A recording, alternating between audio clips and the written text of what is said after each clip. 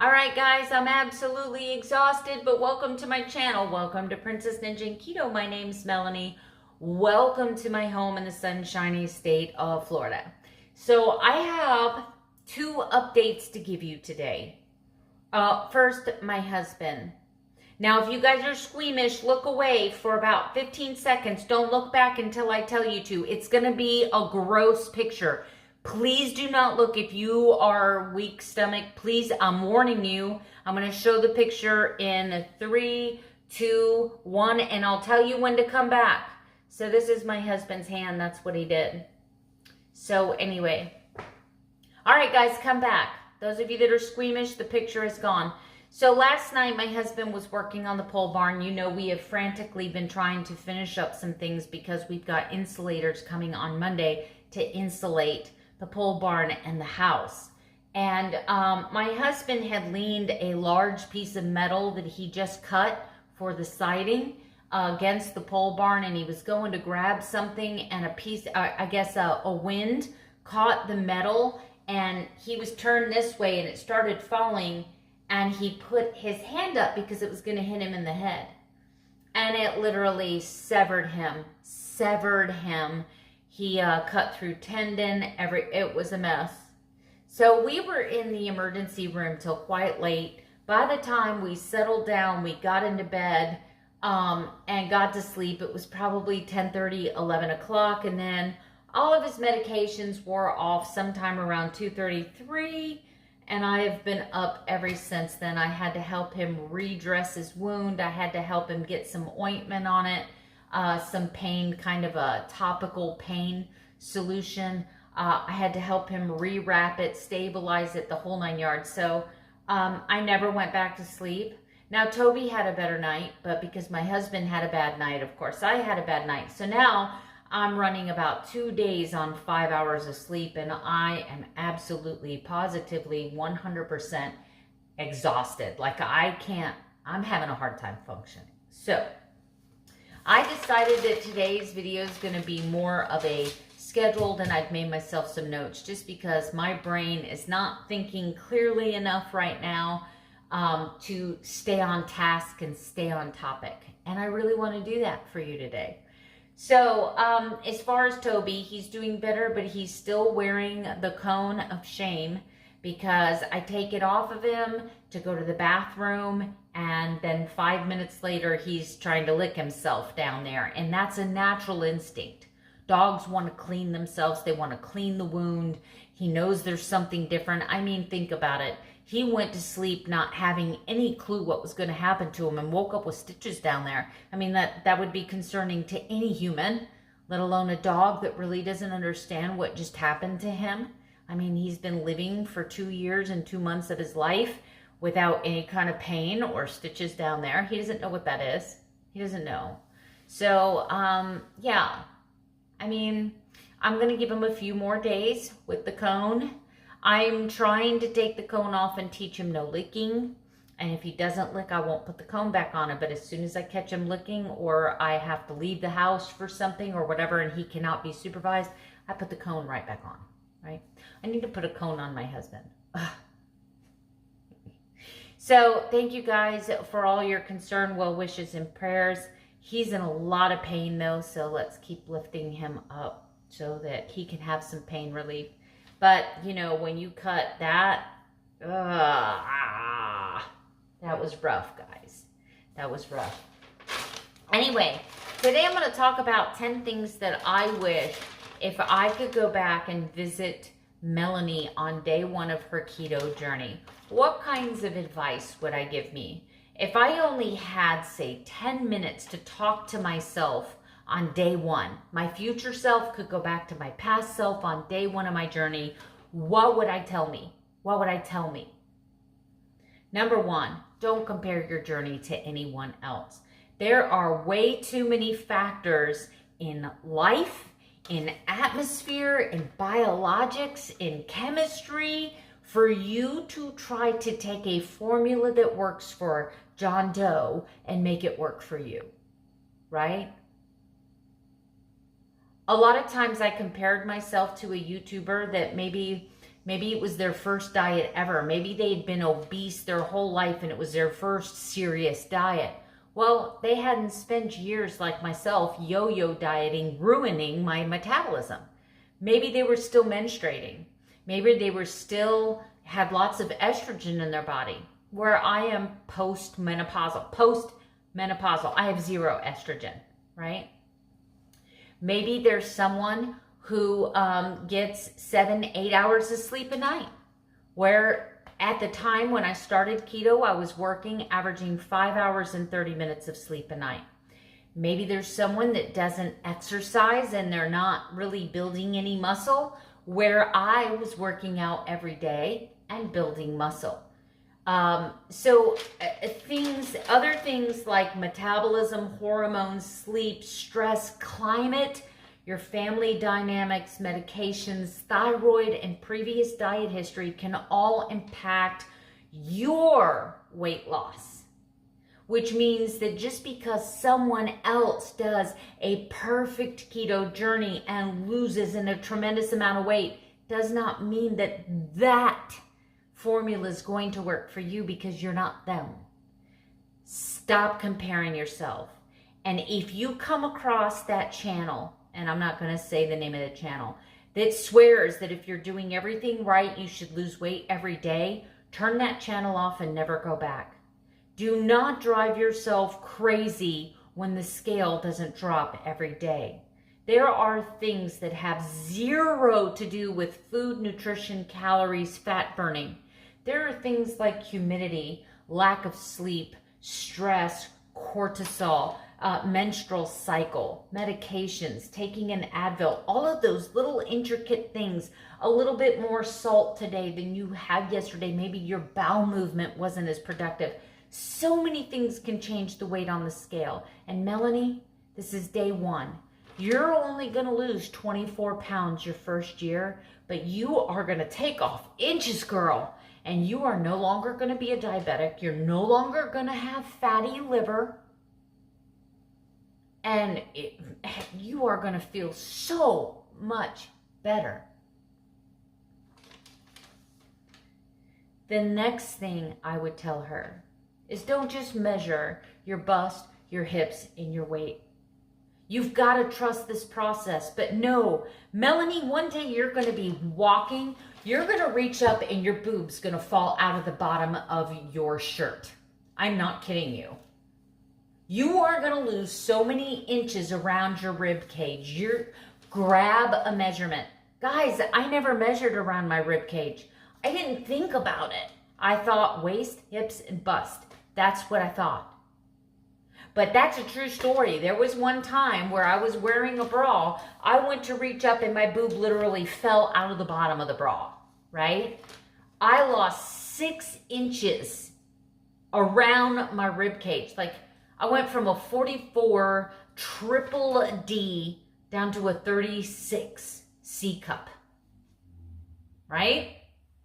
A lot of weight there. Measure. There's going to be one day that your favorite sandals aren't going to fit you anymore. There's going to be one day you're going to have your favorite ring on and you're going to do this and it's going to go flying across the room. There's going to be a day where your Fitbit is going to go from being a large to the smallest Fitbit they make, and you're going to have plenty of room.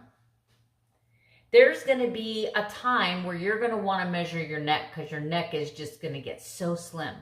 Measure everywhere, Melanie. No matter how painful those numbers feel right now, one day you're going to look back and go, holy crap. Take a breath every time the scale pauses and know that weight loss goes against nature. There's going to be things happening behind the scene in your body that are going to take priority over weight loss. Your body, when you start losing fat, says, holy crap, we're in a famine. I just want you to remember that God made your body wonderfully and made it in a way that you wouldn't starve to death. Every time you think about the fact that you are stuck at a certain weight, if you go through the process of eliminating sweets, snacking, excess fat. If you've gone through all of that and you're not losing weight, I want you to remember 40 days in the desert. I would grab my shoulders at this point and say, look me dead in the eyeballs. You do not need to add fat. Do not believe in the myth that in order for you to be keto, you have to put fat on everything you eat. While it's recommended you do that for the first 6 weeks till you get fat adapted, once you are fat adapted, Melanie, cut back on the fat and make your keto journey a protein-based diet. I don't want you to skip out on that fatty ribeye, but I don't want you to put butter on it until you've reached your goal weight and you're no longer trying for weight loss. Get off that channel, that channel, that channel, that channel. Go find Dr. Westman now. Go find Dr. Westman. Don't argue with me. Go find Dr. Westman. All right, Melanie, I know you're frustrated, but what you need to understand is that you are a food addict. You are making excuses for cheat days. You are making excuses for overeating. You are making excuses for your food addiction. Before you are truly going to find happiness in your journey, Melanie, take care of the food addiction. As much as you're going to hate to hear this right now, instead of trying to keto-fy everything and trying to bring back all of the foods that taste like the foods that make you fat, address your food addiction. Address the food addiction. Get God in this journey and address the food addiction. Melanie, I know what you're trying to do. And you can see what you look like now. You have got to start loving yourself. You have got to start telling yourself the same things you tell your best friends. You have got to start mentoring yourself the way you mentor your daughter. You've got to start loving yourself the way that you love and care for your husband. You've got to start taking care of your skin. You've got to love yourself enough to want to do this for you. This is not a punishment, Melanie. This is you taking care of everything here. This is you deserving health. It's time to love yourself. And it's time to love yourself healthy. Melanie, look, don't worry about those people. They're going to try to convince you it's a birthday. This is a once-in-a-lifetime opportunity. You'll never get to taste this again. They made this just for you. Oh, come on. One bite's not going to hurt you. And your answer, Melanie, is no. One bite will kill me. I wish you would have been this motivating for me to eat something healthy when I was suffering with type 2 diabetes. I wish you would have said something as my waist ever expanded and I put myself at a 35% higher risk of a heart attack. I wish that you would have cared this much about the food going in my mouth when I was hiding in my car and crying alone because I was a binge eater.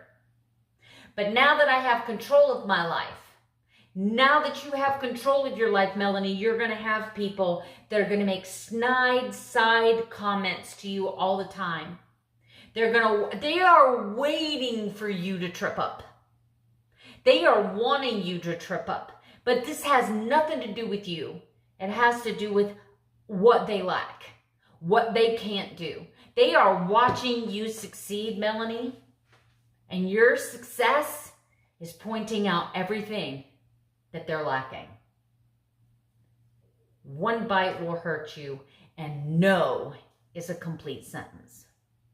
Everything's going to be fine. Believe it or not, you're frustrated right now. You're scared. You're tired. You don't feel good. You're wondering if this is just going to be another fad. Is this going to just be another diet? Is this just going to be another quick fix for you to fail again? you are going to be hugely successful. You're going to hit some bumps. There's definitely going to be a lot of heartache. But I'm going to tell you that 3.5 years from now, you're going to be standing there where I am. And you are going to be so proud of you. And you are not going to believe not just the changes in your body, but you're not going to believe who your best friend becomes. I'm going to let you find that out. But I've already written the story. I know how this ends. Love yourself through it and be patient. You're doing great. That's what I would say. That's what I would say to the me that sat here 3.5 years ago. Day 1 of keto. That would be my advice. I'll see you at the next segment. All right, guys, I hope you enjoyed my video today. I'm going to cut it off here. I ate a lot today. I kept it keto, but I'm just telling you, I didn't track. I didn't do anything. I ate probably 4 pieces of protein-sparing modified fasting bread. I ate 3 cooked eggs with some cheese. I had a little bit of sausage. I got into some pork rinds. I have just been a non-stop eating machine today. I've had way too much dairy, 3 cups of coffee, all in an effort to try to stay awake. And for dinner tonight, I had a 12-ounce ribeye, a serving of broccoli, and a dinner salad. So I'm stuffed, but I didn't go off track. I didn't go off course. I just had a day where I just ate all day long, and I know it's because I'm tired. I know it's because I'm exhausted. Almost any time that I get like this in my life, I have a tendency to eat because my body thinks if I eat food, I'm going to have energy. And so I just keep eating, waiting to have energy. And then because I'm not getting enough sleep, the energy never comes. What this has probably done is it's probably set me back a couple of days in weight loss only. Weight loss only. So I'm expecting to see the scale up for a few days before it comes back down. Once I get caught up on my sleep, maybe my body will let go of the water. But just like earlier in the video when I said if I could go back, if the person I am now could go back to the person I was the day I started keto, my last piece of advice is that the journey doesn't have to be perfect to be successful. You're gonna fall. You're going to stumble. There's going to be days where you're going to eat more than you wanted to. You're going to set a plan and you're not going to achieve what you wanted to. But it doesn't make you a failure. It doesn't mean your plan has failed. It just means that tomorrow you have another opportunity to start over again. So I have to say that I am proud of myself today because I didn't get into the sweets. I didn't get into anything like super high carb. I kept it all keto, but I'm going to tell you, I probably had 2,500, maybe 3,000 calories today. I've just been eating all day, just non-stop eating. So we'll see what the scale comes with tomorrow as a result of that. And I'll see you tomorrow, as always, with another daily vlog. Good night. Sleep tight. Don't let the bed bugs bite.